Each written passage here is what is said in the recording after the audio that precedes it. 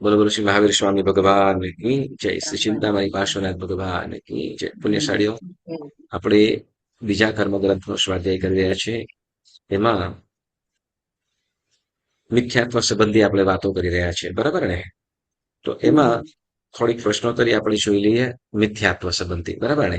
મિથ્યાત્વ એટલે શું? વિપરીત ઉલટું વિપરીત માન્યતા.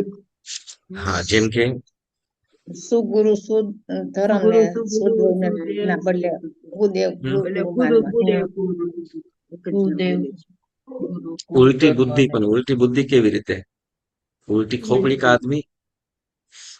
સુદેવ સુગુરુ સુગુરુ માન્યા કુદેવ સુદેવ સુગુરુ સુધર્મને કુદેવ કુગુરુ કુધર્મ માનવું, અને કુદેવ કુરુ કુધર્મને સુદેવ સુગુરુ જાણવા અને માનવા. તો એને એવા પ્રકારની જે વિપરીત બુદ્ધિ, વિપરીત દ્રષ્ટિ, માન્યતા, તેને મિથ્યાત્વ કહેવાય છે, બરાબર? તો કે સુદેવ સુગુરુ સુધર્મની વ્યાખ્યા શું કરીશું આપણે? સુદેવ સુગુરુ સુધર્મની વ્યાખ્યા શું કરીશું? કોને કહીશું સુદેવ સુગુરુ સુધર્મ?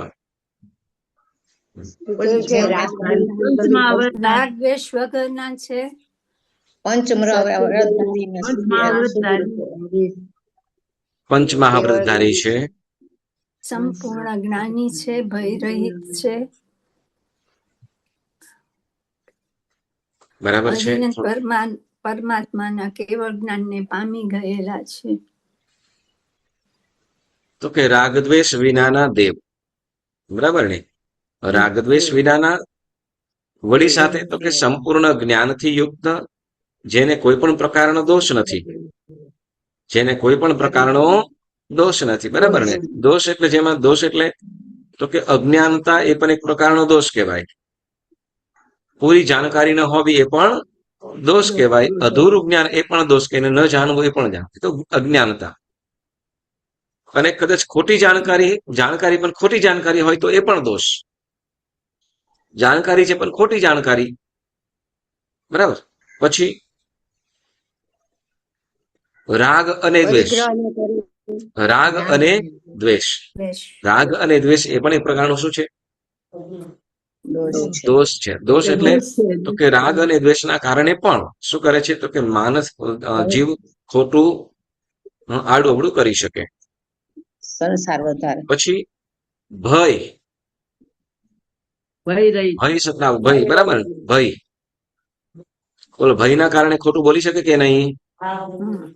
ચાલો, ખોટું ના બોલે તો કદાચ સાચું ના બોલી શકે એવું પણ બને, બરાબર? તો એ ભય એ પણ પ્રકાર દોષ. એટલે જેમાં વિતરાગ પરમાત્મા કેવા છે કે નથી કોઈનો ભય, નથી અજ્ઞાનતા, કે નથી રાગ દ્વેષ, બરાબર? કે જેને હાસ્ય કે કષાયો આદિ કંઈ પણ નથી, કષાયોના કારણે પણ કરી શકે, પરંતુ એવા કોઈ પણ પ્રકારના દોષ નથી. એટલે એવા વિતરાગ પરમાત્મા, જે વસ્તુતઃ જે પ્રમાણે છે, તત્વ જે પ્રમાણે છે એવું જ જે કહે છે, એવા પરમાત્મા, એટલે જ દેવ.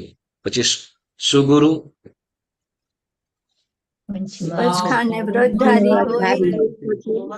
મહાવ્રતધારી. ચાલો, મહાવ્રતધારી તો ખરા, બરાબર. પછી અપરિગ્રહ ને ખોટું ના બોલે એ તો પાંચ મહાવ્રતમાં આવી જ ગયું. તેઓ નિષ્પાપ જીવન જીવે છે અને જીવવાનો ઉપદેશ આપે છે, અને હંમેશા જે પર કલ્યાણનું વિચારે છે, સ્વ અને પરહિતનું જ વિચારે છે, ક્યારે કોઈ પણ જીવનું અહિત વિચારતા નથી, કરતા નથી, કે વિચારતા પણ નથી. તો એવા ગુરુ ભગવંત, અને જે પદાર્થો જે પ્રમાણે છે એ જ પ્રમાણે જે જણાવે છે ને ઓળખાવે છે, જેને કોઈ પણ પ્રકારની અપેક્ષા કે લાલસા નથી, તો એવા ગુરુ ભગવંત. હા, નિરપેક્ષ ગુરુદેવ. કેવા? નિરપેક્ષ, કોઈ પણ પ્રકારની અપેક્ષા નહીં. હા, અને ગમે તેવું કોઈ કદું અપમાન કરે કે સન્માન કરે કે બહુમાન કરે, એમને કઈ ફરક પડે નહીં. તો એવા ગુરુ કે જે વસ્તુને જીવોને સુખ, તો એવા ગુરુ જે સંસારના ત્યાગી છે અને સંસારના ત્યાગનો માર્ગ બતાવે છે, તો એવા ગુરુ ભગવંતને શું કીધું છે? તો કે સુગુરુ. બરાબર. એવા ગુરુ. અને સુધર્મ, સુધર્મ એટલે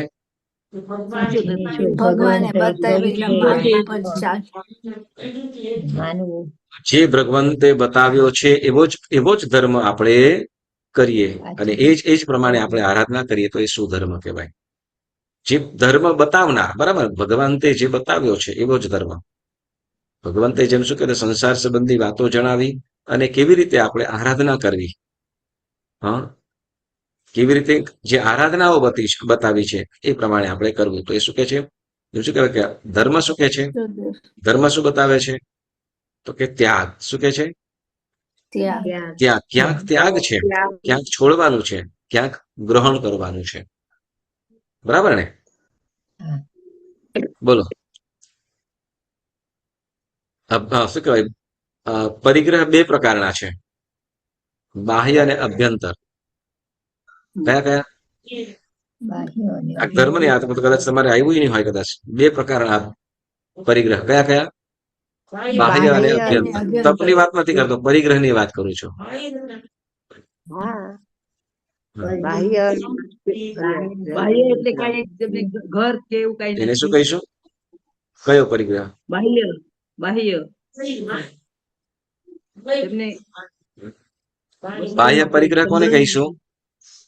આપણે જે બધું વસાયું છે, ઘર, સંગ્રહ નથી પરિવાર. કઈ. હા, જે સંગ્રહ કર્યો છે, હા, હા, કબાટોના બધું કબાટો કરી. એમ કે છે પુષ્પાબેન. વિજયભાઈ તમે કયો, કઈ કયો.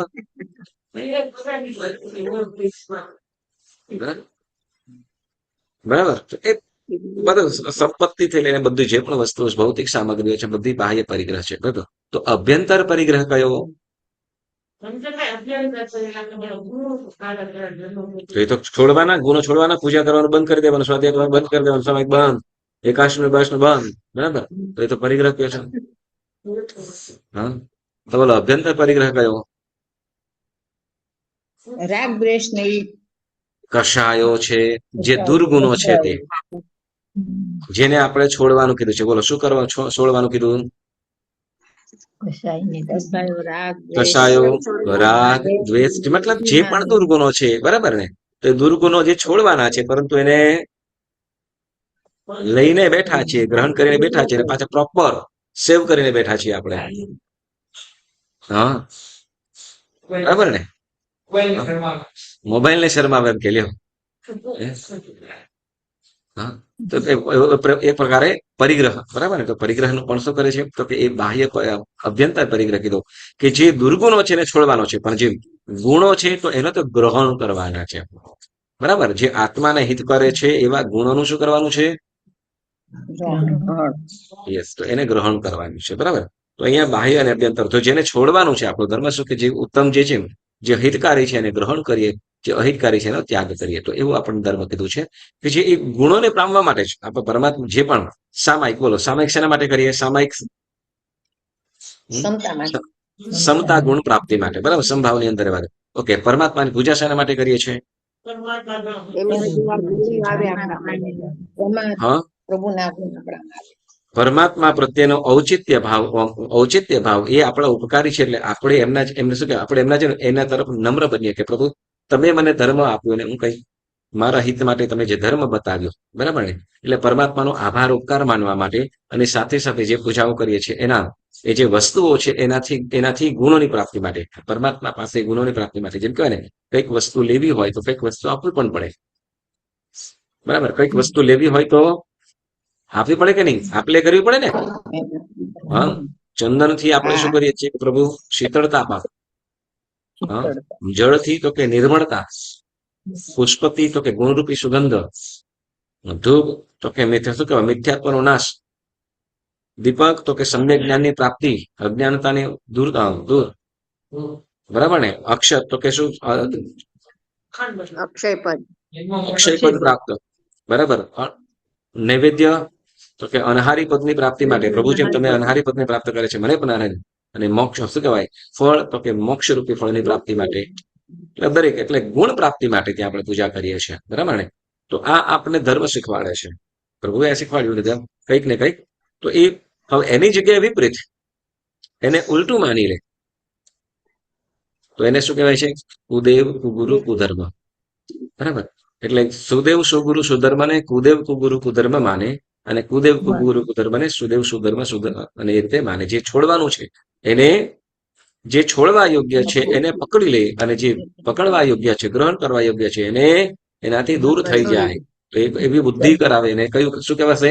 મિથ્યાત્વ. બરાબર. હા, મિથ્યાત્વ આપણે પહેલા બે પ્રકારે કીધું, વ્યક્ત અને અવ્યક્ત. બરાબર ને? ત્યાર પછી લૌકિક અને લોકોત્તર એમ બે પ્રકારનું મિથ્યાત્વ કીધું હતું. જી હા. બરાબર ને? લોકોત્તર મિથ્યાત્વ કોને કીધું? તમે સમજાવ્યું બોલો, ચોપડીમાં જોઈને નહીં, તમને જે સમજાવ્યું એ બોલો. ટ્રાય કરવા શું લોકોત્તર એટલે શું? લોકોત્તર મિથ્યાત્વ એટલે જે વસ્તુ મળેલી છે ને જેને એને સાચવવા ને એની પૂર્તિ કરવા માટે વિતરાગ પરમાત્માની આરાધના કરવી, તેને લોકોત્તર મિથ્યાત્વ કહેવાય. સાંભળો, ગોખંડ પટ્ટી ના કરો તમે લોકો. ગોખંડ તમને સમજાય નથી બોલો. યસ,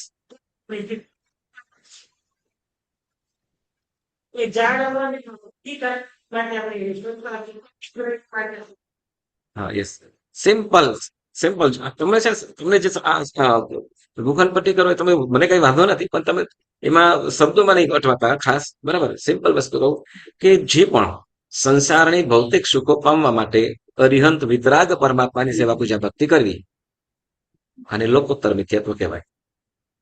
મળ્યું છે અથવા નથી મળ્યું કે મેળવેલું છે ને વધારે કરવા માટે એનું કઈ છે એ નથી. એ આપણને ખાલી લોક આસક્તિ છે, સુખની આસક્તિ કારણે. એટલે શું? તો કે દેરાસરમાં કે વિતરાગ પરમાત્મા પાસે શું માંગવું જોઈએ? તો કે પ્રભુ દુઃખ ખો કમખો સમાહી મરણમ છે બહુ લાભો. બરાબર ને? પરમ શું કહેતું કે મને જે મોક્ષ નજીક લઈ જાય અથવા મને જે સંસાર સંબંધી સંસારથી મને મુક્ત કરાવે તારે એવા પ્રકારનો સંજોગ પ્રાપ્ત કરાવજો. પરમાત્મા પાસે આ સિવાય કઈ નહીં.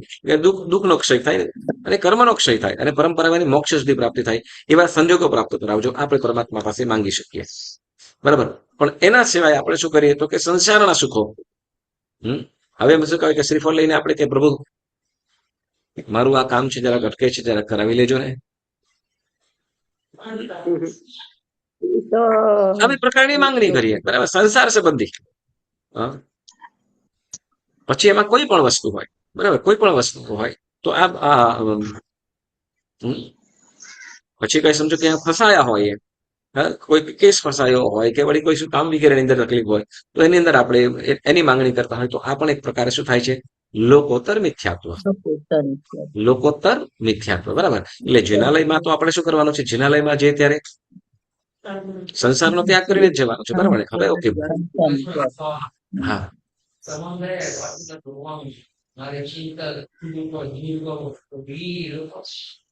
ચિંતામણી મારી ચિંતા ચોર, શંખેશ્વર દાદા મારી ચિંતા ચોર. હવે જો અહીંયા ચિંતામણી ને દાદા ચિંતા ચોર. હવે ચિંતા કે શની ચિંતા? શની ચિંતા? હા, સ્વભાવભાઈ કે પુષ્પાર્જન જરા હરખા નથી રહેતા, ટેન્શન છે, બહુ વ્યાજ છે. કેટલી શની ચિંતા? ભૌતિક સુખની.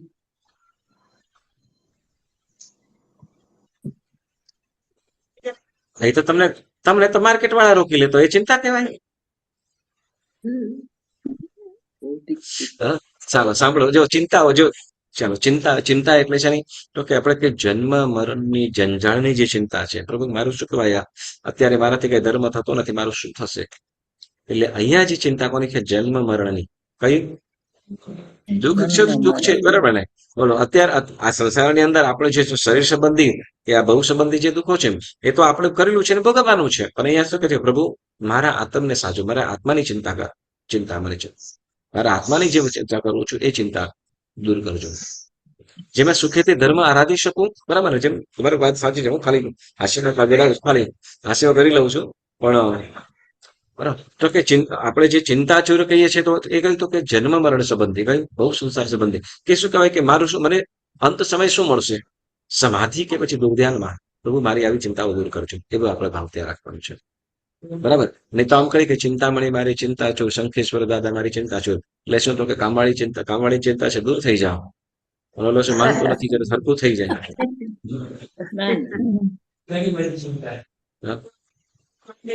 બરાબર. તો એ સંસાર સંબંધી છે. સંસાર સંબંધી માંગણી જ કરીએ. સિમ્પલ. તો એવી રીતે એ લોકોત્તર મિથ્યાત્વ કે આપણે મતલબ જિનાલયમાં જઈને પણ સંસાર સંબંધી કઈ માંગણી કરતા હોઈએ અથવા સંસારની અપેક્ષા રાખીને આપણે સંસારના સુખોનું ઝંખના રાખીને સંસારના ઓકે ચાલો યસ એક્ઝામ્પલ મળી ગયું. સાંભળજો, એક્ઝામ્પલ મળી ગયું. અભવ્ય જીવ હોય, આપણે અભવ્ય જીવ દીક્ષા લે કે ના લે? લે કેમ કે લે, 9:30 પૂર્વ સુધી અભ્યાસ કરી જાય. કેટલું? 9:30 9:30 પૂર્વ સુધી એનું ચારિત્ર જોઈને, સાંભળજો, એનું ચારિત્ર જોઈને ઘણા બધા જીવો વૈરાગ્ય પામી જાય અને એની પાસે દીક્ષા લઈ લે, એના ઉપદેશથી દીક્ષા લઈ લે. બરાબર? પણ છતાંય અભવ્ય જીવ મિથ્યાત્વ જ હોય. ઉપદેશ પણ એવો આપતો હોય, હજારો લોકો એનાથી બોધ પામતા હોય, સંયમ ગ્રહણ કરી લે, વ્રતધારી થતા હોય, પણ એ જીવમાં કંઈ પણ નહીં. બરાબર? હવે બધું જ કરતો હોય પણ એને લક્ષ્ય શું હોય ખબર? સંયમ જીવન ઉત્કૃષ્ટ કોટીનું દેખાતું હોય. બરાબર? ઉત્કૃષ્ટ કોટી, ઊંચામાં ઊંચું સંયમ જીવન દેખાતું હોય. વળી જયારે જિનાલયમાં, હવે સિમ્પલ વસ્તુ છે કે સાધુ ભગવાન હોય, સાધુ ભગવાન નિત્ય ત્રિકાળ પૂજા એટલે સવારમાં પ્રભુ દર્શન કરે, બપોરના પ્રભુ દર્શન કરે, સાંજે પણ દર્શન કરવા માટે જાય છે. હંમેશા દરેક ઠેકાણે સાધુ સાધ્વીજી ભગવાન ત્રિકાળ દર્શન હોય છે. બરાબર? તો હવે ત્યાં કેવી ચૈત્ય વંદના પણ કરતો હશે, કેવી ભાવ પૂજા કરતો હશે. હવે જીવનનું જીવન જોઈને લોકો વૈરાગ્ય પામી જતા હોય તો એનું કેવું જીવન હશે? બરાબર? પરંતુ એની ઝંખના શું હોય ખબર છે? તો બસ અહીંયા પુણ્ય બાંધી લેવું અને પછી શું? તો કે દેવલોકના સુખોમાં.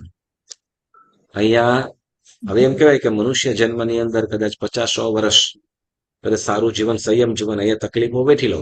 કેવું? તકલીફો કદાચ મારે ઉપવાસ કરવા પડે છે, લોકોની અંદર મારી વાહવા તો થાય જ છે, એની અપેક્ષા મારા કર્મો દૂર થાય એવું ન હોય. હા, કે કર્મો દૂર થાય બધું ઉપદેશ બધું આપે, પરંતુ શું? તો કે અહીંયા તકલીફ કરી લઈએ તો લોકોને તો દેખો, લોકો તો આપણને માન સન્માન આપે છે, બહુમાન આપે છે, લોકોની અંદર વટ પડે છે, લોકો આપણી ભક્તિ કરે છે. એટલે શું કહેવાય? એટલે અહીંયા પણ મજા છે અને અહીંયા કષ્ટ સહન કરી લેશું પછી તો કે અબજો વર્ષનું દેવલોકનું સુખ ભોગવવા મળશે. તો આપણે શું કરીએ? તો કે અહીંયા કરી લઈએ. બરાબર? એટલે આવી અપેક્ષા આ બધું અભવ્ય જીવ શું કરતો હોય છે? તો કે સંયમ જીવન પણ જીવતો હોય છે, પરમાત્માની સેવા પૂજા ભક્તિ પણ કરતો હોય છે, પણ બધું અંતે શું છે? શું છે અંતે? ભૌતિક સુખોની પ્રાપ્તિ માટે, મોક્ષ સુખની પ્રાપ્તિ માટે નહીં, આત્મિક સુખોની પ્રાપ્તિ માટે નહીં. એટલે એને ત્યાં લોકોત્તર મિથ્યાત્વ તો છે જ. બરાબર? એટલે બાહ્ય પ્રવૃત્તિથી શું થાય છે? લોકોત્તર મિથ્યાત્વ. સમજાયું ને? એટલે એ પણ મિથ્યાત્વ છે. હવે ઓલો ગમે તેવું મિથ્યાત્વ પાસે કરતો હોય, કઈ મિથ્યાત્વ, પણ બંનેનું કાર્ય તો અંતે એક જ છે. શું? તો કે ભૌતિક સુખ અને પામવાનું. મિથ્યાત્વી જીવ પણ શું કરે છે? જે બાધાઓ કરે છે, હા, જે બાધાઓ લેતા હોય છે કે ઘણી બધી વસ્તુ કરતા હોય છે, તો આ બધું છે એના માટે મિથ્યાત્વી જીવો. તો કે ભૌતિક સુખ અને પામવા માટે, સંસારિક સુખ અને પામવા માટે. બરાબર? તો એવી રીતે કદાચ સુખના કારણે, હવે જો આ વસ્તુ સાંભળજો, ભવ્ય જીવ રીતે છે, પણ સાથે સાથે તો કે આપણા જેવા પણ જો કરતા હોય, જેના વિતરાગ પરમાત્માની સેવા પૂજા કરતા હોઈએ, અથવા શું? તો કે અઠમ તપ કરતા હોઈએ કે બીજું કોઈ પણ તપ કરતા હોય, એને અપેક્ષા શું કહેવાય? એ કર્મક્ષય સિવાયની બીજી કોઈ પણ ભૌતિક સુખની અપેક્ષા રાખી હોય તો સમજવાનું શું? મિથ્યાત્વ છે. હા, ઓકે. હવે સાંભળજો, કદાચ ત્યાં શાસન ભક્તિ માટે હોય તો કદાચ કોઈ એવો રીતે કરે કે શું? તો કે જ્યાં સુધી આ કષ્ટ શું કહેવાય? અઠમ તપ એના માટે કરું છું કે શું? તો કે અમારું આ તીર્થની રક્ષા થાય, તીર્થ રક્ષા માટે કે બરાબર, તીર્થ રક્ષા માટે કે કોઈ જીવદયા રક્ષા માટે, તો ત્યાં આત્મિક કરુણા ભાવ બનો છે, એટલે ત્યાં મિથ્યાત્વ નથી. તીર્થ રક્ષા માટે કે જીવદયાની રક્ષા માટે આદિ જે પણ તપ કરતા હોઈએ, જેમ આઈમ્બિલ તપ કર્યું આપણે, બરાબર, આઈમ્બિલ તપ કર્યું શેના માટે? કરુણા.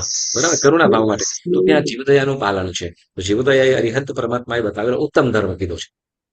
બરાબર? તો કે ત્યાં મિથ્યાત્વ નથી. પણ સંસારિક સુખો, ભૌતિક સુખની પ્રાપ્તિ અર્થે કઈ પણ તપ ત્યાગ વગેરે કરતા હોય તો એ પણ ત્યાં પણ મિથ્યાત્વ લાગે છે. તો આપણે તપ ત્યાગ, વિતરાગ પરમાત્માની પૂજા, જે પણ આપણે આરાધના કરીએ છીએ, શેના માટે? કર્મક્ષય માટે, આત્મશુદ્ધિ માટે, એ પરમાત્માની ભક્તિ અર્થે કરવું જોઈએ. બરાબર? ત્યાર પછી બીજું 4 રીતે આપણે મિથ્યાત્વ કીધા. કયા? પ્રરૂપના, પ્રવર્તન, પરિણામ અને પ્રદેશ. અને પ્રદેશ. આ 4 પ્રકારનું મિથ્યાત્વ કીધું હતું. બરાબર ને? 4 પ્રકારના મિથ્યાત્વ કીધા હતા, જેને આપણે સારી રીતે સમજી ગયા હતા. વળી આગળ વધીએ હવે. ત્યાર પછી મિથ્યાત્વ બીજી 3 રીતે કહેવામાં આવ્યું છે. કયું? તો કે અનાદિ અનંત, અનાદિ શાંત અને સાદી શાંત. બરાબર ને? હા, તો એનું પણ જોઈ ગયા. બરાબર. અનાદિ અનંત, જે જીવો સંસારની અંદર ભ્રમણ કરી રહ્યા છે, બરાબર, અને અનંત કાળ સુધી રહેવાના છે, જેમ કે અભવ્ય જીવો. બરાબર ને? સંસારની અંદર અનાદિકાળથી છે, મિથ્યાત્વનું સ્થાનકે છે, અને ક્યારે પણ સમ્યક્ત્વ પ્રાપ્ત થવાના નથી. તો એટલે અનાદિ અનંત કાળ સુધી કહેવામાં આવે. બરાબર. પછી કીધું અનાદિ શાંત. કયું? અનાદિ શાંત. બરાબર. અનાદિ શાંત. તો કે અનાદિ શાંત એટલે તો કે અનાદિકાળથી સંસારમાં જીવ મિથ્યાત્વ ગુણસ્થાને રહેલો છે, પરંતુ સમ્યક્ત્વ પામે. સમ્યક્ત્વ પામે એટલે શું થયું? મિથ્યાત્વ અંત આવ્યો. બરાબર. જેમ આપણે બધા આની અંદર આવ્યા, અનાદિ શાંત. કદાચ આપણું મિથ્યાત્વ કોઈ આપણને વિતરાગ પરમાત્મા ઉપર શ્રદ્ધા તો ખરી કે નહીં? તત્વ ઉપર, આપણે કર્મ ઉપર શ્રદ્ધા ખરી? તમે જે ધર્મ આરાધના કરો છો, ક્રિયાઓ કરો છો, તપ ત્યાગ વગેરે કરો છો, એના ઉપર શ્રદ્ધા ખરી કે જે કીધું છે થાય છે, થતું હશે? બરાબર. તો ચોક્કસ એ મિથ્યાત્વ નાશ પામેલો છે. બરાબર. ક્યાંક અંદર ખાને અલ્પ હોય મિથ્યાત્વ હોય, જેને આપણે કદાચ ક્ષયોપમ સમ્યક્ત્વ, અત્યારે આપણી પાસે ક્ષાયિક સમ્યક્ત્વ ન હોય, ક્ષયોપમ સમ્યક્ત્વ એટલે મિથ્યાત્વ ક્યાંક મંદ હોય, સાવ મંદ મિથ્યાત્વ હોય, પરંતુ વધારે સમ્યક્ત્વના દળિયાઓ છે. બરાબર. પછી કે સાદી અને સાદી શાંતિ. બરાબર. એટલે આપણું જે કહીએ ને, આપણે બધા તો કે અનાદિ શાંતમાં આવીએ, અને વળી પાછા શું કે ક્ષાયિક સમ્યક્ત્વ પામી જઈએ. ક્ષાયિક સમ્યક્ત્વ પામી જઈએ જો વિશેષ ધર્મ આરાધના. જો એક વસ્તુ છે, આ બધું પામવા માટે વિશેષ આરાધનાનો વધારો કરવાનો. હા, પુષ્પાબેન કે મારે 2 વર્ષથી તપ થઈ ગયા, હવે માયાબેન કે મારે 2-3 વર્ષથી થઈ ગયા, હવે મારે થઈ ગયું. નહીં, મહાવીર સ્વામી ભગવાને પણ શું કહેવાય, આદિનાથ ભગવાને વર્ષે તપ ત્યાં કર્યું, પણ એના સિવાય પણ તપત્યાગ તો હતા જ. હા, પૂર્વ ભવોની અંદર કેટલી તપશ્ચર્યાઓ આખરી કરી છે, અને ત્યારે જ કર્મનો ક્ષય કરી શક્યા છે. તો આપણે બધાએ પણ જે તમારી પાસે જે પણ તમે તપ કરી શકો છો, જે પણ આરાધના કરી શકો છો, કે જેનાથી આપણે આત્મશુદ્ધિ કરી શકીએ, એ એક વાર નહીં, વારંવાર અનેકો વાર કરવાનું. કેમ? તો કે તે વખતે એ કર્મનો ક્ષય કરવાનું કાર્ય કરે છે. બરાબર. જે પણ તમે તપ ત્યાગ કરો છો, એ એકવાર નહીં, વારંવાર, અને ગણવાનું નહીં. હા, પછી આપણે લિસ્ટ બનાવી આ અમે આટલી વાર કરી લીધું નહીં. શું? તો કે જે પણ કરીએ છીએ આપણે, શું? તો કે આત્મશુદ્ધિ માટે કરવાનું છે, કર્મના ક્ષયોપમ માટે. બરાબર. તો એમ કરતા આપણે શું? તો કદાચ ક્ષાયિક સમ્યક્ત્વ સુધી પહોંચી શકીએ. બરાબર. તો અનાદિ શાંત. ત્યાર પછી કીધું સાદી શાંત. બરાબર ને? કયું? સાદી શાંત. સાદી શાંત એટલે હા, સાદી શાંત એટલે કે આપણે શું કહેવાય કે કદાચ સમ્યક્ત્વ પામ્યા. બરાબર. અનાદિકાળથી મિથ્યાત્વ હતો, અને વળી પાછો કંઈક ગમે તે રીતે સમ્યક્ત્વની પ્રાપ્તિ થઈ, પણ વળી પાછો એવી સંગત મળી અથવા ભારે કર્મો આવ્યા કે જેના કારણે શું? તો કે સમ્યક્ત્વથી પડી ગયો. બરાબર. મિથ્યાત્વ. બરાબર. પણ પાછો કઈ દેવગુરુની ભક્તિ મળી, કઈ સ્વાધ્યાય થયો, ગુરુ ભગવંતની ધર્મદેશના સાંભળી, અને ફરીથી એને સમ્યક્ત્વની પ્રાપ્તિ થઈ. તો શું થયું? શરૂઆત થઈ. બરાબર. શરૂઆત થઈ એટલે સાદી. પણ વળી ઉચ્ચતમ પહોંચ્યા પણ ખરા, પણ ત્યાંથી વળી કઈ એવા સંજોગ થયા, આપણને ઘણા બધા જીવો મળતા હોય. બરાબર ને? કે એટલી બધી સુંદર ભક્તિ વાળા તમારી સાથે કદાચ કેટલાક લોકો એવા હશે કે તમે જયારે પાઠશાળાની અંદર ભણતા હશો, અથવા તમે તે વખતે ઘણા બધા તમારી સાથે ભણતા હશે, અને સરસ ધર્મ આરાધના પણ તે વખતે કરતા, ઉત્કૃષ્ટ અઠ્ઠાઈ વગેરે પણ કરી લીધી હોય. બરાબર.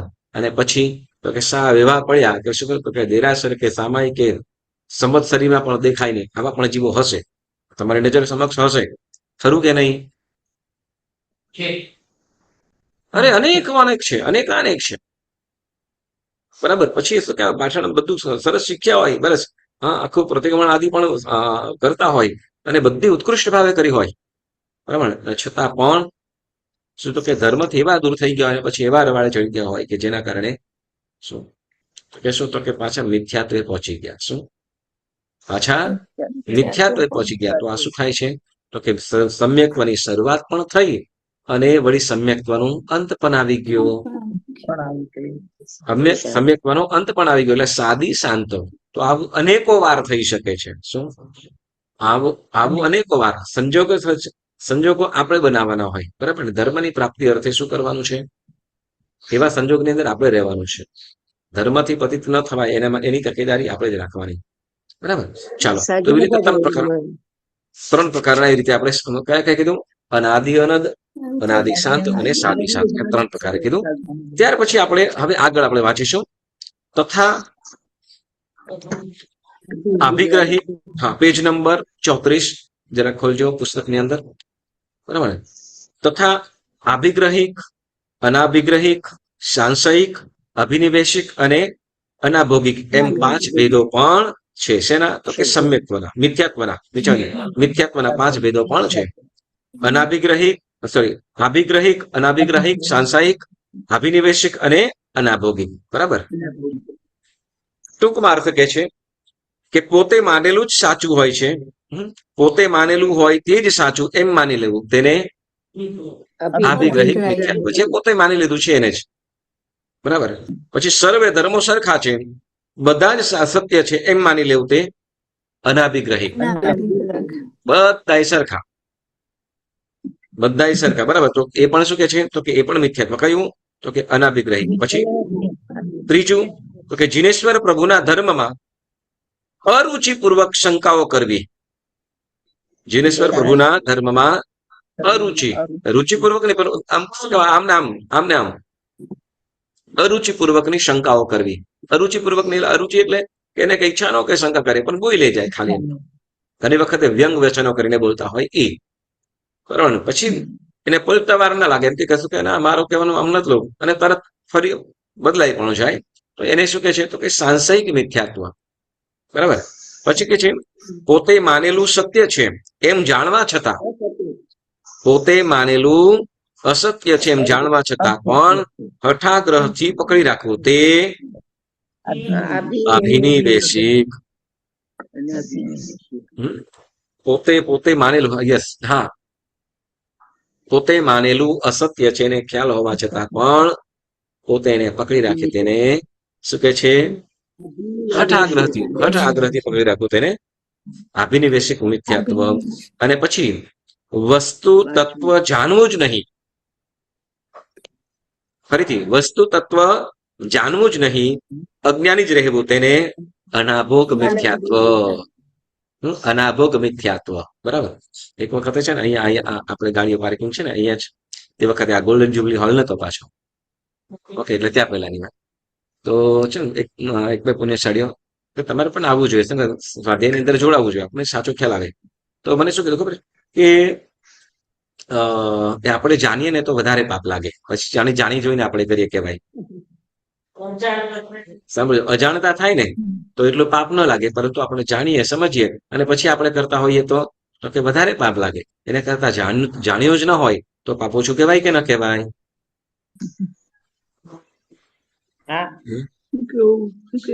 જાણ્યું જ ન હોય તો પાપ, જાણ્યું જ ન હોય તો પાપ ઓછું લાગે ને. હા, અને જાણીને પછી કરીએ તો વધારે પાપ લાગે. હા, એટલે શું, એના કરતા અમારે જાણવું જ નથી ને, જાણીએ તો અટકીએ ને, બરાબર?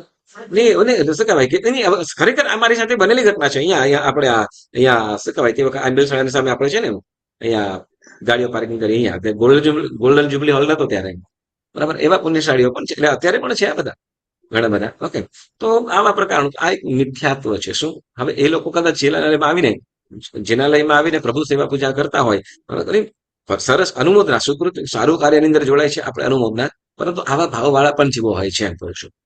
ઓકે, એટલે શું કરવું? જાણવું કે ન જાણવું?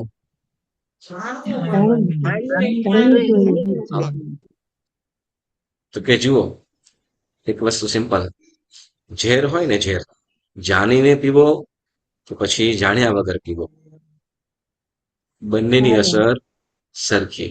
એ સરખી. બરાબર ને? હવે સમજો કેમ શું કહેવાય કે ઝેરનું નામ તમે આ ઝેર છે આ બધું જેને હવે બસ શાંતિ થઈ ગયું તો કેતો હોય અને અજાણતા બી હશે તો કે મારે જ હશે. બરાબર ને? તો એમ દોષ છે, મિથ્યાત્વ છે, અંતે હા મિથ્યાત્વ છે કે દોષ છે વગેરે જે પણ પાપ છે અંતે તો કે દુર્ગતિનું કારણ જ બને છે. બરાબર?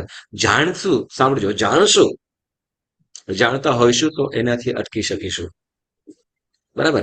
કદાચ સંજોગ વસાત આપણે એક વસ્તુ છે, બરાબર, આપણે કેટલા અંશે આપણે આચરણમાં મૂકી શકીએ એ ખ્યાલ નથી, પરંતુ જાણવું અને માનવું આ બંને વસ્તુ કરવું જ જોઈએ. પદાર્થને સમજીએ, જાણીએ. હા, સર્વવિધિ ધર્મ આપણે પ્રાપ્ત પામી નથી શકતા, નથી લઈ શકતા, પરંતુ એને જો જાણીએ તો એના ઉપર જે એ જીવન જીવતા એવા સાધુ સાધ્વીજી ભગવંતો પ્રત્યે બહુમાન ભાવ જાગે, વિશેષ ભક્તિ ભાવ જાગે. બરાબર ને? હા શત્રુંજય ગિરિરાજની યાત્રા કદાચ કરી શકીએ ન કરી શકીએ, પરંતુ એનો જે મહિમા, એની ગુણ ગરિમા આપણે જો જાણીએ તો એના ઉપરનો સદભાવ જાગે જ. બરાબર છે? તો એ પ્રમાણે શું તો કે આપણે પદાર્થો બધા જ્ઞેય છે, જાણવા યોગ્ય છે. જો જાણીશું નહીં તો એને શું છોડવું કે ગ્રહણ કરવું એનો આપણે ખ્યાલ આવશે નહીં. એટલે જાણવું તો ખરું જ. બરાબર? હવે એ પ્રમાણે અહીંયા કંચનભાઈ, ઘણી વખત સંસાર સંબંધી બધાને તકલીફ હોય, એ આપણે જાણવા જેવું ન હોય તો આપણે એને કહીએ કે આપણે આ જાણવું નહીં, જોવું નહીં. જો સંસાર સંબંધી એટલે હવે હું ઘણી વખતે કહું સંસાર સંબંધી કે જેની અંદર જે જાણીને જો આપણા ભાવોની અંદર કઈ ફરક પડતો હોય, બરાબર, કે દુર્ભાવની અંદર જતા હોય તો એવું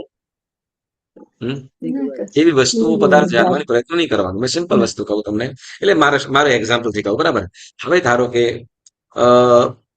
પુષ્પાબેન, આ એક્ઝામ્પલ પુષ્પાબેન, યસ, પુષ્પાબેન નું આપણે લઈએ. બરાબર? યસ, ઓકે, હા, યસ, પુષ્પાબેન સારા પકડાઈ જાય છે મારે. હા, બહુ સારા. હવે ધારો કે પુષ્પાબેન છે, બરાબર, હવે પુષ્પાબેન મારા વિશે શું બોલે છે એ મને કઈ જાણવાની જરૂર નથી. બરાબર? કારણ શું? અને શું કે જે સદભાવ છે, બરાબર, અને તેનો ભાવ છે, અથવા એમના વિશે હું શું બોલું છું એમને ખ્યાલ નથી, ત્યાં સુધી આપણે બરાબર. પણ એમ કે કંચનભાઈ તો મારા વિશે તો આવું બોલી ગયા, પછી શું વિચાર આવે? હવે સમજો કે કોઈ કેમ કીધું કંચનભાઈ તમારા વિશે તો આવું જરાક સારું નથી બોલતા, બરાબર, પછી તમારા વિચાર શું આવશે? મારા પ્રત્યે કેવો ભાવ થશે? હા, પછી છે ને શું થતું? પછી હાવભાવ બદલાશે. બરાબર? હાવભાવ બદલાશે, હાવભાવ તો બદલાશે, પણ મનની અંદર વ્યથા હશે. બરાબર ને? હા, કદાચ એક વિવેકના કારણે કદાચ તમે છુપાવવાનો પ્રયત્ન કરશો, પરંતુ મનની અંદર જે અશુભ ભાવો ચાલુ થયા હોય એ તો ગુણ ચાલુ રહેવાના થોડા. ચાલુ રહેવાના. બરાબર? ચાલુ રહેવાના. હવે એ બોલો, જાણ્યું એટલે તેને કરતા ન જાણે તો જાણીને શું કરે, શું ફાયદો? એવું જાણીને શું ફાયદો? માત્ર દુર્ધ્યાન થવાનું જ કારણ બન્યું ને. દુર્ધ્યાનનું જ કારણ બન્યું. તેને કરતા ન તો જાણતો તો પછી કહેવાય જાણીને પણ કઈ એ નથી, જાણીને પણ કઈ છે નહીં. બરાબર? ખાલી દુર્ધ્યાનમાં થયા, તેને કરતા ન જાણવું જ બરાબર છે. બરાબર? એટલે કેટલીક વાતો કેટલું વિશેષ શું છે કે ન જાણવાની અંદર ઘણો ફાયદો છે. હા, પણ જે જાણવા યોગ્ય છે એ ગુણ છે. બરાબર? ગુણ છે તો સામેના ગુણ આપણે જો આપણે હંમેશા કે ને આપણને હંમેશા શું ગમે ખબર છે? આપણે કોઈ પ્રશંસા કરે એ ગમે. બરાબર? આપણી કોઈ પ્રશંસા કરતો હોય, ભલે ને ખોટી હોય, બરાબર ને, છતાં પણ આપણે શું કરીએ? એને કબૂલ કરી લઈએ, પ્રશંસા છે ને. બરાબર? હા, અને પ્રશંસા જ પતનનું કારણ બને છે. બરાબર? એટલે શું છે કે જો પ્રશંસા યોગ્ય હોય તો કીધું હંમેશા કે છે પ્રશંસા કરનાર ઘણી વખત ઉદાર દિલ વ્યક્તિ હશે, જે વિશેષ જીવ હશે, પ્રશંસા કરે, બસ એ સારો વ્યક્તિ છે એટલે પ્રશંસા કરે છે. એની અંદર સારાપણું છે એટલે પ્રશંસા કરે, એને સારું દેખાય છે બસ.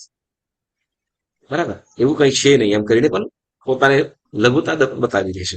તો એ કે છે કે પદાર્થને જાણવું એટલે મતલબ મૂળ વસ્તુ કહેવું કે જાણવા યોગ્ય ગુણો છે. એ ગુણો છે તો ગુણોની પ્રશંસા થાય તો એના ગુણોને જાણો. બરાબર? બોલો તો એના ગુણની પ્રશંસા કરો, ગુણો. બરાબર? પરંતુ આપણે ઉલટું થાય છે, જાણવાનો શું પ્રયત્ન કરીએ? અવગુણો. કમી ક્યાં છે? બરાબર ને? અને આપણે ગુજરાતીની ટેવ, ગુજરાતની લગભગ બધા લોકોની શું કહેવાય, એમ કે છે એમ કે એ શું કહેવાય એ પેઇન્ટ કર્યું હોય કે અહીંયા અડતા નહીં, કલર કર્યો છે, અડતા નહીં. બરાબર ને? તો છતાંય અડે, સુકાયું છે કે નહીં એમ ચેક કરવા માટે. સાચી વાત છે. સાવ બરાબર ને? એટલે આપણું એવું આવું શું આપણે શું કહેવાય કે જે નથી કરવાનું તો એને સાઈન કરીએ. એને કરવા છે. અચ્છા. હા, સાઈન કરીએ એટલે આપણે કોઈ દિવસ એટલે આપણે કેવા વક્ર અને જળ યસ, ચાલો હવે આગળ વધીએ. ઓકે. એટલે જો મૂળ વસ્તુ એ કહે છે કે આપણે જે જાણવા જેવું છે એ જાણો.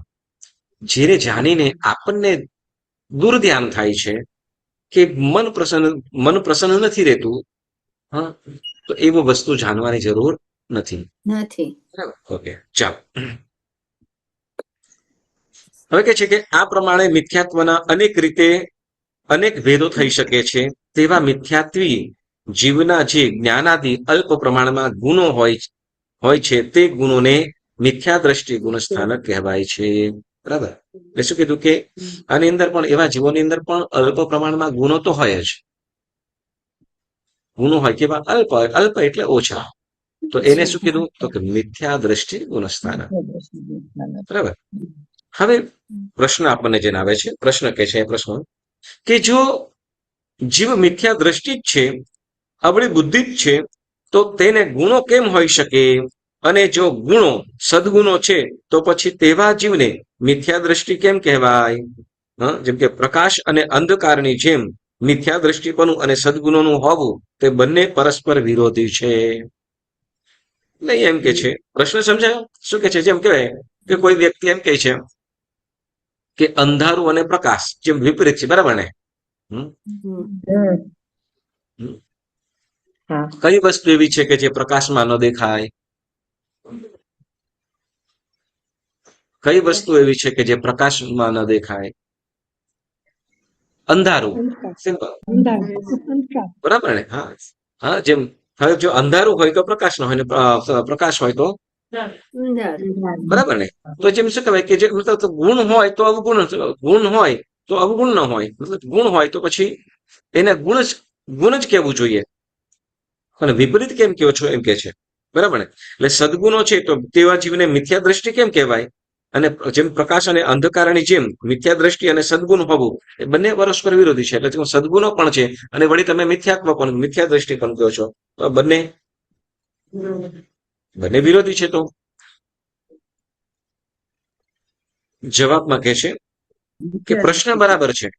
પ્રશ્ન બરાબર છે. જો કે મિથ્યા દ્રષ્ટિ જીવોમાં વાસ્તવિકપણે તો અરિહંત પરમાત્માએ કહેલ જીવ અજીવ આદિ તત્વ વિષયક દ્રષ્ટિ તો વિપરીત જ છે, એટલે તે સંબંધી ગુનો નથી.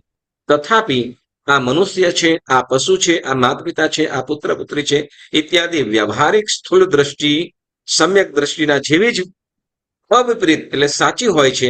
તે અલ્પ ગુણને આશ્રયી તેને ગુણસ્થાનક કહેવાય છે. મિથ્યા દ્રષ્ટિમાં શું કીધું? તો મિથ્યા દ્રષ્ટિ કોને કીધું? મિથ્યા દ્રષ્ટિ કોને કહેવાય? આપણે શરૂઆતમાં પહેલો જ પ્રશ્ન કીધો હતો. બરાબર ને? તો સુદેવ, સુગુરુ, સુધર્મ. બરાબર ને? એમને જે કહેલા ધર્મ વગેરે તો એને ઉલટી વિપરીત માને છે. એટલે સુદેવને કુદેવ, સુગુરુને કુગુરુ, સુધર્મ ને કુધર્મ, એવી રીતે જ માને છે. બરાબર. એટલે ત્યાં અરિહંત બતાવેલા ધર્મને તો એ વિપરીત જ માને છે, પણ વ્યવહારિક દ્રષ્ટિની અપેક્ષાએ શું કહેવાશે? તો કે ત્યાં કંઈક એ લોકો સમ્યક્ત્વી અને મિથ્યાત્વી બંને એક સરખું માને છે. બરાબર ને? જેમ કહી છે શું? તો કે જેમ જન્મ દેનારને માતા પિતા જ કહીશું. સમ્યક્ત્વી હશે મતલબ સમ્યક્ત્વ જૈન ધર્મને અનુસરનારો જીવ હશે એ પણ શું કહેશે? માતા પિતા જ કહેશે. બરાબર ને? તો મિથ્યા દ્રષ્ટિ જીવ હશે એ પણ શું કહેશે? આ જન્મ દેનારા માતા પિતા છે એમ જ કહીશું. બરાબર. તો એવી રીતે જેમ ગાય હશે તો ગાયને સમ્યક્ત્વી હશે પણ શું કહેશે? ગાય છે. મિથ્યાત્વી હશે પણ ગાય જ કહેશે. બરાબર. તો પશુ પક્ષીઓ છે વ્યવહારની અંદર બાકીની બધી વસ્તુઓ શું કરે છે? તો એક સરખી જેવી જ માને છે. તો વ્યવહારની અપેક્ષા એમના ગુણો સાથ એમનો જે સત્ય ગુણ છે એ છે. વ્યવહાર દ્રષ્ટિ જેમ કહેવાય શું કહેવાય કે જેમ આપણે કહીએ કે કોઈ પણ જીવની હિંસા ન કરવી, તો મિથ્યાત્વી જીવો છે એ લોકો પણ કોઈ પણ દયા કરવી જોઈએ, કોઈ જીવોને મારવા જોઈએ નહીં. વળી ચોરી ન કરવી જોઈએ. બધા માને છે કે નહીં? ક્રિશ્ચન છે પણ કે નોટ સ્ટેલિંગ, એ લોકો પણ ચોરી ન કરવી કહે છે ને? હા, બરાબર. તો એવી રીતે જેમ આપણે દાન કરવું તો એ લોકો પણ ડોનેશન કરો, ચેરિટી કરો. તો એવા ગુણો છે. બરાબર ને? પરંતુ તો એની અપેક્ષા શું તો કે એવા ગુણો કે વ્યવહાર દ્રષ્ટિ એની અંદર પણ ગુણો છે.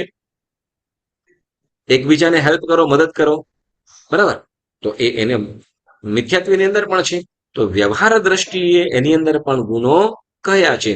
તો એટલે મિથ્યા એની જે આપણે જે તાત્વિક દ્રષ્ટિ કીધી તો કે અરિહંત પરમાત્માએ જે પ્રમાણે ધર્મ કીધો છે એને ઉલટો માને છે, પરંતુ વ્યવહારની અંદર ઘણી બધી વસ્તુ એ સાચી રીતે માને છે, સાચી માને છે. તો એની અપેક્ષા શું કીધું કે એવી વિપરીત માન્યતા છે, અને જે વ્યવહાર દ્રષ્ટિની અંદર છે એને શું કરીએ છીએ? હા, તો કે એની અંદર વ્યવહાર દ્રષ્ટિ એની અંદર સારા ગુણો પણ છે. સારા ગુણ તો એની એટલે એને શું કીધું કે મિથ્યાત્વ ગુણ, મિથ્યા દ્રષ્ટિ ગુણસ્થાન. વ્યવહાર દ્રષ્ટિ જેમ કે ને શું તો કે એ લોકો પણ શું કે છે તો કે દાન, શિયળ, તપ, ભાવ એને બધાય પણ આરાધના શું ધર્મ કરવો જોઈએ, બીજાને મદદ કરવી જોઈએ.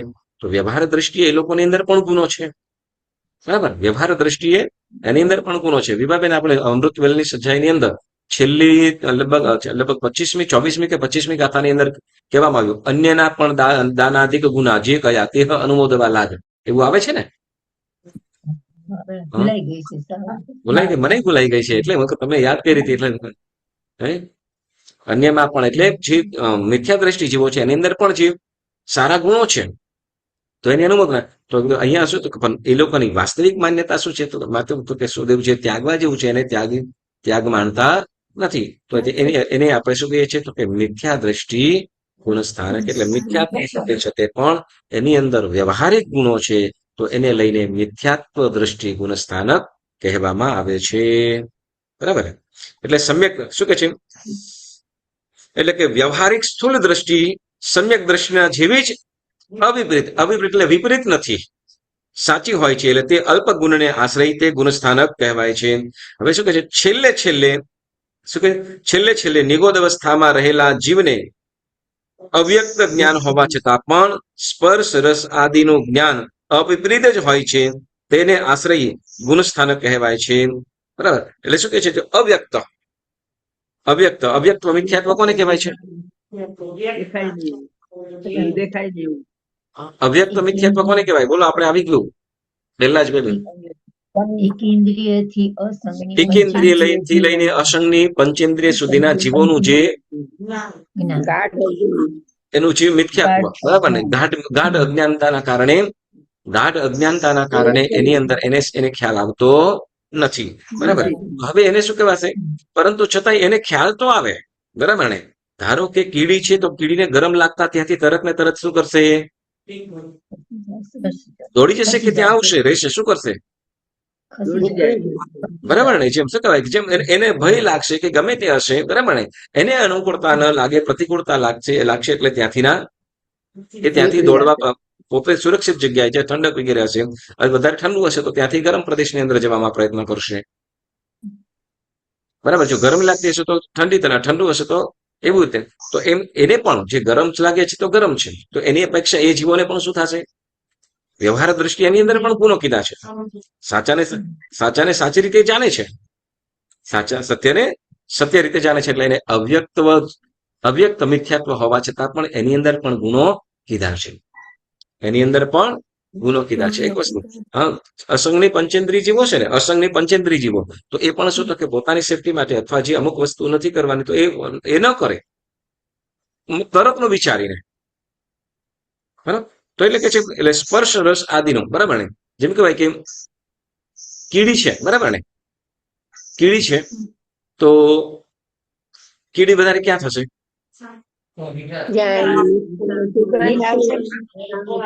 જ્યાં મીઠાશ હશે, બરાબર ને, ત્યાં, બરાબર. હવે એને એ કોઈ ન્યૂઝ વાંચ્યા નહીં, એને ખ્યાલ છે, રસ એને મીઠાશ છે, એને ખ્યાલ આવે છે. એટલે એને હવે મીઠાશ છે, આપણને કેવી રીતે ખ્યાલ? મીઠું લાગે છે કે તો કે ના, એનો સ્વાદ મીઠો છે, કીડીને પણ મીઠો સ્વાદ લાગે છે, એટલે ત્યાં આવે છે. તો એ મીઠો જાણવાનો જે સ્વાદ છે, સ્વાદ જાણવાની જેની જે શક્તિ છે, તો એ શક્તિને શું કહીશું? એક ગુણ. એની પાસે જે શક્તિ છે એને આપણે ગુણ કહીએ છીએ, બરાબર. તો આપણે કીડીને પણ ખાંડ મીઠી જ લાગવાની છે આપણને, તો કીડી પણ સાચું જાણે છે, આપણને પણ સાચું જાણ થયું છે. વ્યવહાર દ્રષ્ટિ શું થયું છે? તો કીડી પાસે પણ એક ગુણ કીધો, જે પતંગિયું છે, બરાબર. પતંગિયો અંધારાની અંદર કેમ પ્રકાશમાંથી જ પહોંચે છે, અજવાળું હોય ત્યાં જ જાય છે, બરાબર ને? આપણે પણ અંધારામાં ભટકીએ પછી અજવાળા ક્યાં આપણે કોઈ શું પસંદ કરીશું? અજવાળું, બરાબર ને? કેવી અવસ્થાની અંદર હેમાબેન કે છે, એમ એ તો કેવી સિચ્યુએશનમાં છે એના ઉપર એમ કે છે. ઓકે, ચાલો, શું કે છે કે મતલબ જેમ પ્રકાશ, બરાબર, પ્રકાશ જેમ પતંગિયું છે, પ્રકાશ એને પ્રકાશ ગમે છે, કારણ કે અજવાળું, એને અજવાળું જોઈએ છે. તો જેમ પ્રકાશ એ રીતે આપણને પણ પ્રકાશ ગમે છે, અજવાળું ગમે છે. વળી એ રીતે ગરમ, અગ્નિ વગેરે. તો જેમ દરેક વસ્તુઓ, દરેક જીવોને જેમ વ્યવહારિક નું ખ્યાલ આવે છે, વ્યવહારનું દરેક વસ્તુને જેમ ખ્યાલ આવે છે, એમ કેટલાક અવ્યક્ત એવા જીવોને અવ્યક્ત મિથ્યાત્વ એવા અવ્યક્ત જ્ઞાન છે, સાવ અલ્પ જ્ઞાન છે, છતાં પણ એની પાસે પણ એ અમુક તો એવો છે જ. જેમ કે ભાઈ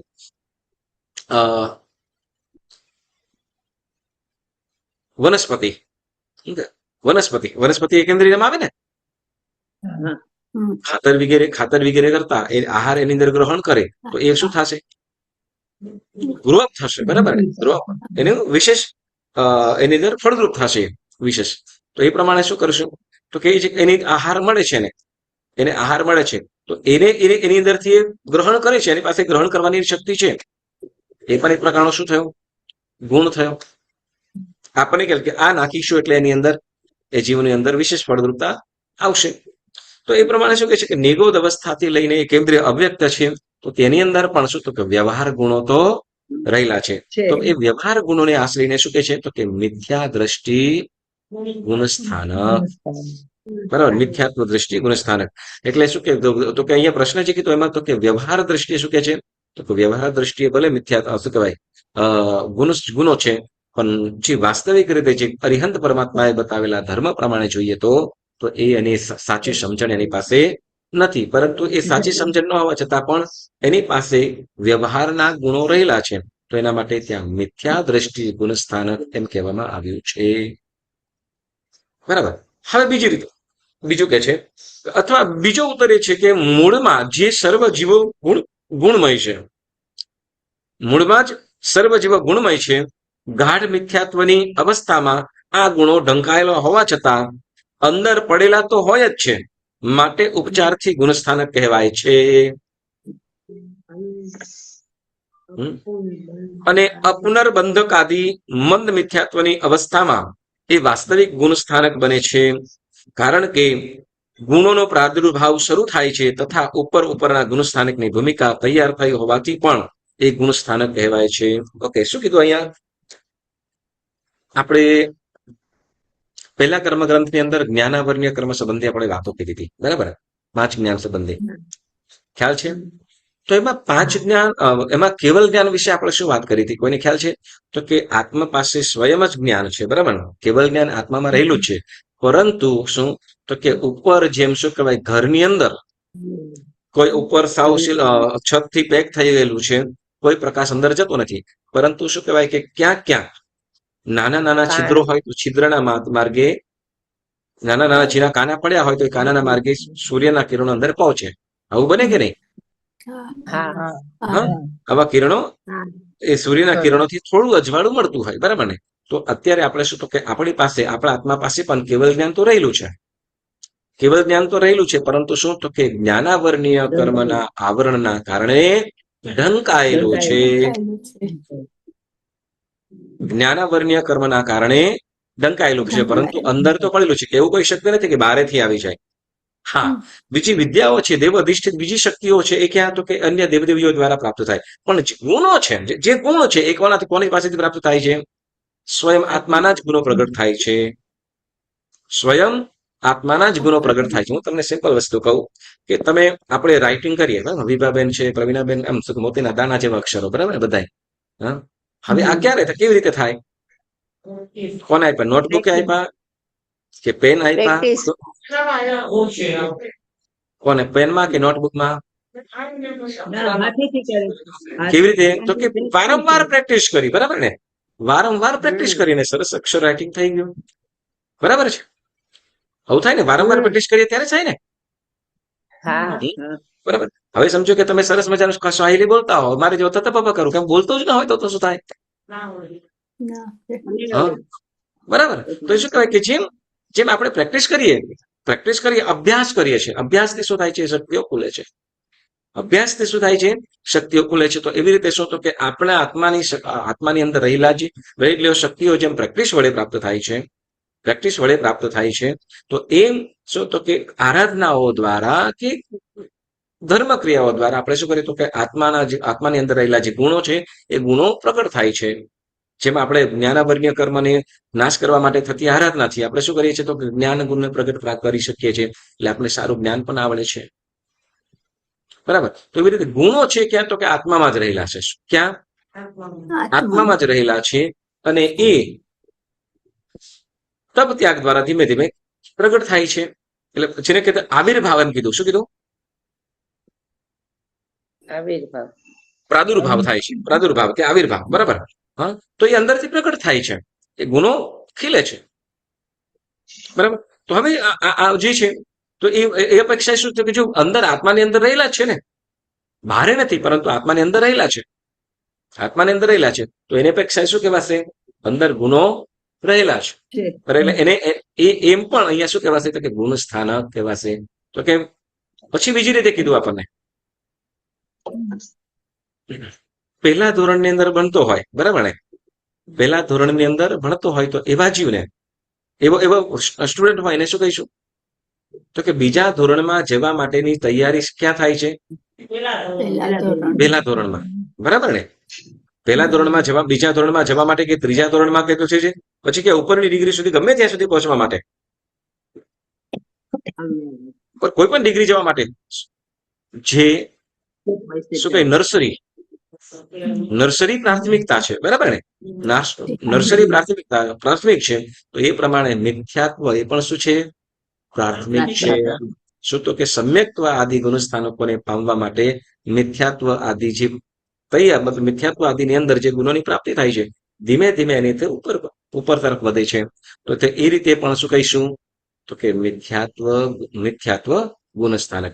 ગુણસ્થાનક એટલે તો કે જ્યાં ગુણોનું સ્થાન છે, જ્યાં ગુણો રહેલા છે તે. મતલબ કે સમ્યક્ત્વ પ્રાપ્ત નથી થયું, પરંતુ સમ્યક્ત્વ પ્રાપ્ત થવા તરફની દ્રષ્ટિ એ તરફની તૈયારી તો ત્યાં મિથ્યાત્વ થાય જ ને. મિથ્યાત્વ થાય તો જ એ આગળ વધી શકે. બરાબર.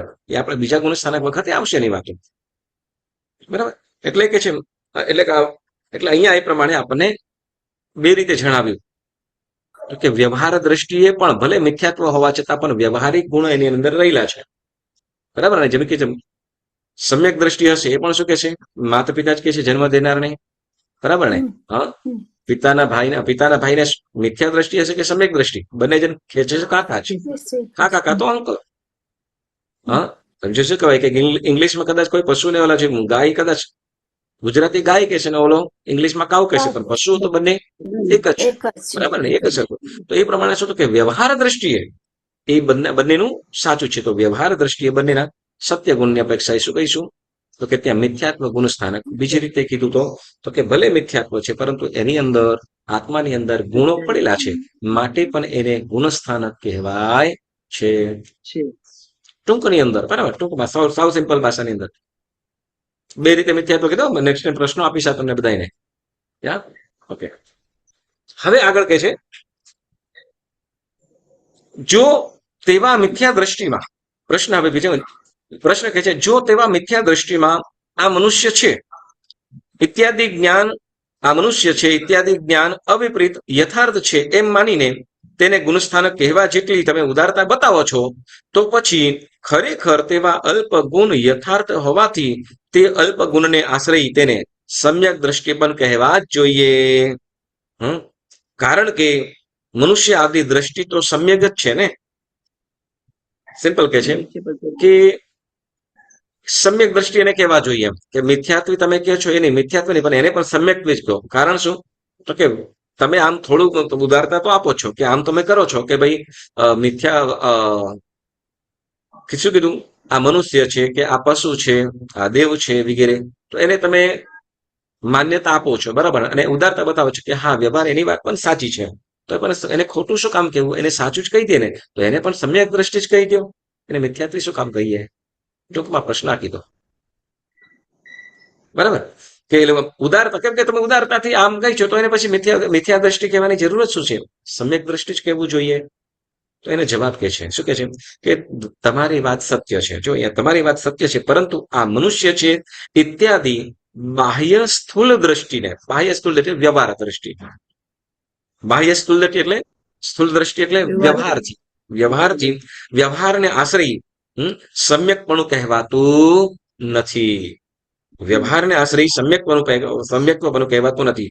એમ જો કહીએ તો સર્વે જીવો સમ્યક દ્રષ્ટિ જ થાય. માટે એમ ન કહેતા જીવ, અજીવ, પુણ્ય, પાપ આદિ, જીવ, અજીવ, પુણ્ય, પાપ 4 કીધા, બીજા કેટલા? 7 તો પછી 12 થઈ જશે, 13 થઈ જશે. 5 હા, 5 9 તત્વ કીધેલા છે પરમાત્માએ. ઉપદેશક નવ તત્વના તેને અંગ જીનંદ એવું આવે છે, બરાબર ને? ક્યાંક બોલીએ છીએ આપણે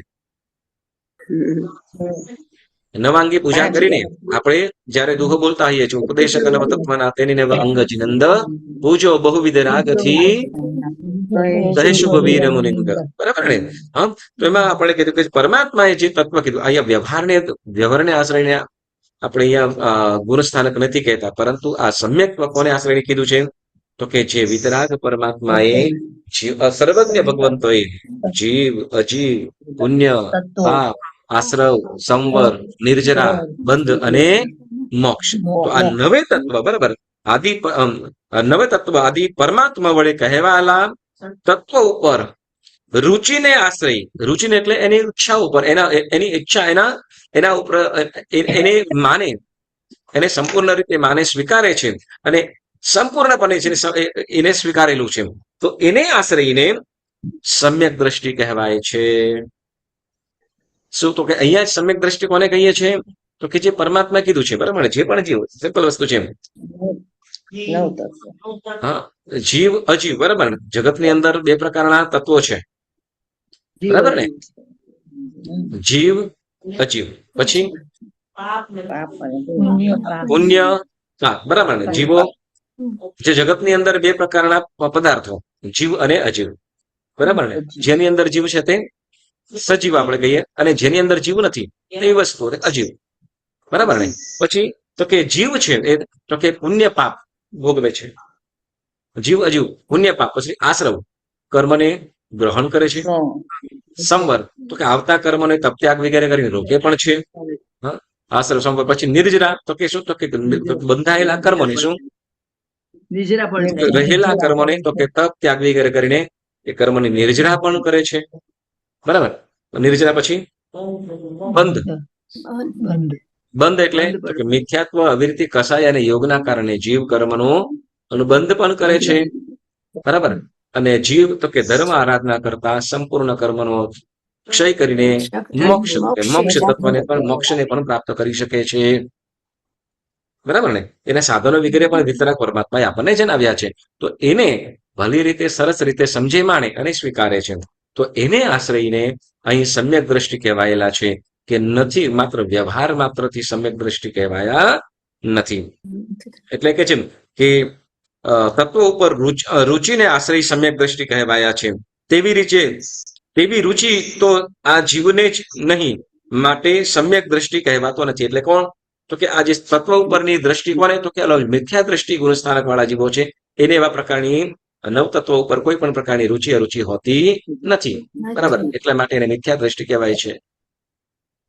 વળી કે છે કે આ સર્વથા મનુષ્ય જ છે વગેરે એકાંતે માનતો હોવાથી પણ મિથ્યા દ્રષ્ટિ છે, બરાબર. કે જે વસ્તુ માને છે, બરાબર ને, વસ્તુ એને જે પદાર્થ એને માને, એકાંતે માનવું એટલે તો કે આ માત્ર શું કે મનુષ્ય છે, આમ શું કે આ મનુષ્ય છે કે આ પશુ જ છે, એવું એકાંતે માની લે, બરાબર.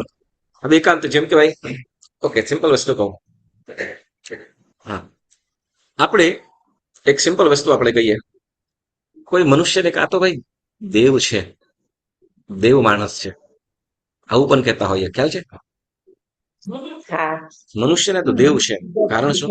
તો કે જેની માત્ર ભલાઈ છે ને એની અંદર માત્ર ને માત્ર ભલાઈ જ છે, જે સારું કરે છે, બરાબર ને? એટલે કે શું, દેવ ક્યારેક હોતું શું, હા, દેવ ક્યારે કોઈનું ખરાબ ન કરે એમ. એટલે એવો એવો દેવ માણસ છે, તો બહુ સારો, બહુ બહુ ભલો માણસ છે, એને દેવ માણસ એમ કીધું.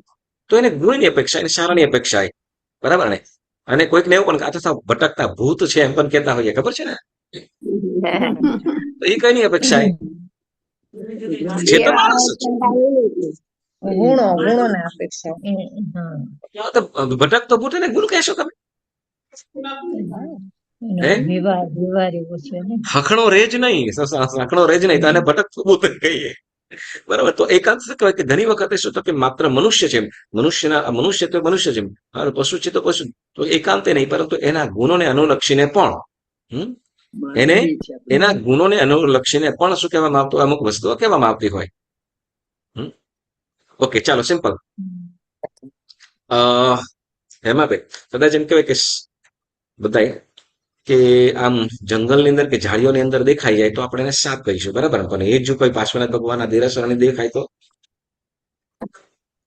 એ પછી લોધરવા કે પછી માનસ મંદિર કે કોઈ હા એવા તીર્થની અંદર ગયા કે જ્યાં ક્ષેત્રપાળ દેવતા આવે, ત્યાં ત્યાં પછી શું કરીએ? ના, ત્યાં સાપ નથી કહેતા, અરે આ તો દેવ છે, ક્ષેત્રપાળ દેવ છે, તો ત્યાં કેમ? બરાબર છે, સ્થાન પ્રમાણે, બરાબર ને? સ્થાન પ્રમાણે, સ્થાન પ્રમાણે જેમ કહીએ છીએ, એવી રીતે માત્ર એકાંતે નહીં, પરંતુ તો કે એની અંદર પણ જેમ સારા મનુષ્યને જેમ દેવ માનસ છે ભાઈ તું, હા, જેમ પશુની અંદર પણ સારાપણું હોય તો એને ત્યાં પણ દેવ તરીકે. તો એટલે શું કે જે મિથ્યા દ્રષ્ટિ ગુણસ્થાનક વાળો જીવ છે એ કેવો છે? તો એ માત્ર શું કે એ સ્થિતિને એકાંતે માને છે ને, આ શું કહેવાય, આ સાપુલ્યું છે ભાઈ, એને કઈ ન થાય. કે પછી જે પશુ છે એ માણસ છે, એકાંતે માનતો હોવાથી પણ એને મિથ્યાત્વ કહેવાય છે, બરાબર? તો એ પ્રમાણે આપણે સાંભળો, અહીંયા સુધી રાખીએ. હજી પણ 2 પ્રશ્નો છે અને ત્યાર પછીનું છે, પછી આપણે મિથ્યા શાસ્વાદન ગુણસ્થાનક સંબંધી પણ વાત કરી. તમને સમજાયું? આજના આપણે 5 પ્રકારનું મિથ્યાત્વ એની આપણે વાત કરી, બરાબર? આભિગ્રહિક, અનાભિગ્રહિક, સાંશયિક, પછી અભિનિવેશિક અને અનાભોગિક, આ 5 પ્રકારે મિથ્યાત્વ કીધા. અને ત્યાર પછી આપણે મિથ્યાત્વ છે તો એને મિથ્યાત્વ શું કામ કહો છો? એની અંદર ગુણો છે તો મિથ્યાત્વ કેવો છે, કેમ કહો છો? વળી બીજા પ્રશ્ન અંદર કહેતો ઉદારતા તો છે જ, પછી એને મિથ્યાત્વ કેન્સલ કરો, એને પણ સમ્યક દર્શિત બનાવી દો, તો એના આપણે જવાબો પણ સાંભળ્યા. તમે ફરીથી પણ વાંચો અને નેક્સ્ટ ટાઈમ કંચનભાઈ પ્લીઝ આ ફરીથી જરાક રિવિઝન કરાવજો. ફરીથી કરીશું. હા, અને એક વખત શું કહેવાય, આ જે મારો વિડીયો છે ને 2-3 વખત તમે સાંભળજો પાછા. ના, સાંભળશું. એટલે શું છે કે હા, યસ, એટલે શું છે કે તમે કેટલી વસ્તુ આપણે અત્યારે તમે સમજ્યા છે ને, અત્યારે તમે સમજ્યા છો એ કેટલું તમે જો પ્રશ્ન આવશે તો મને પણ મજા આવશે એક્સપ્લેન કે બીજી રીતે, બરાબર ને? બીજી રીતે કઈ કરીશું આપણે. અને માત્ર એકવાર સાંભળવાથી નથી થઈ જતું. અઘરું છે પણ બહુ ઇમ્પોર્ટન્ટ છે, બરાબર ને? સાંભળો, સાંભળજો. દૂધમાંથી દહીં સરળતાથી થઈ જાય અને એનાથી તો કે છાશ પણ સરળતાથી થઈ જાય, પણ ઘી કાઢવું હોય તો માખણ કરવું જ પડે. સમજાઈ ગયું ને? યસ. એટલે શું તો કે મનોમંથન, ચિંતન, સ્વાધ્યાય તમારે વાંચવું પણ પડશે, લખવું પણ પડશે. તો કેમ કે જો ગહન પદાર્થને શીખવું હોય, સમજવું હોય, ત્યારે પ્રયત્ન, મહેનત કરવાનો છે, બરાબર? તમે વ્યાખ્યાન છો કે મને અંગૂઠા પકડેલા છે, અમે આના માટે તો મુરઘાઈ બન્યા છે, ઓકે? અને લાકડીઓ ઉપરની ખાધી છે અલગ પાછું, ઓકે? એટલે આવશે, હા, કરી શકો. એ તો બરાબર છે, મને ખબર છે તમે આવો છો એ જ મારા માટે મોટું એ છે. તમે જે પણ એક વસ્તુ છે, સાંભળજો, સમજવાનો પ્રયત્ન કરજો, બરાબર? સમજવાનો પ્રયત્ન, છેલ્લે સુધી ડટી રહેવાનું, ભલે ન સમજાય તો કઈ નહીં, મૂર્ખ બનીને પણ કરવાનું, પણ સાંભળવાનું. ચાલો, તો આજનો સ્વાધ્યાય કરતા કઈ પણ જીનાકને આવી રીતે બોલાવી હોય તો પુણ્યશાળીઓ મન વચન કાયાથી ત્રિવિધે મિચ્છામિ દુક્કડમ ઉપસર્ગાક્ષેન્યાંતિ છિદ્યંતે વિઘ્નવલ્લય મનઃ પ્રસન્નતામેતિ પૂજ્યમાને જિનેશ્વરે સર્વ મંગળ માંગલ્યં સર્વ કલ્યાણ કારણં પ્રધાનમ સર્વધર્માણાં જૈનમ જયતિ શાસનમ. બોલો બોલો શ્રી ચિંતામણી પાર્શ્વનાથ ભગવાન કી જય. પ્લીઝ પછાણ આપશો એકાસનું.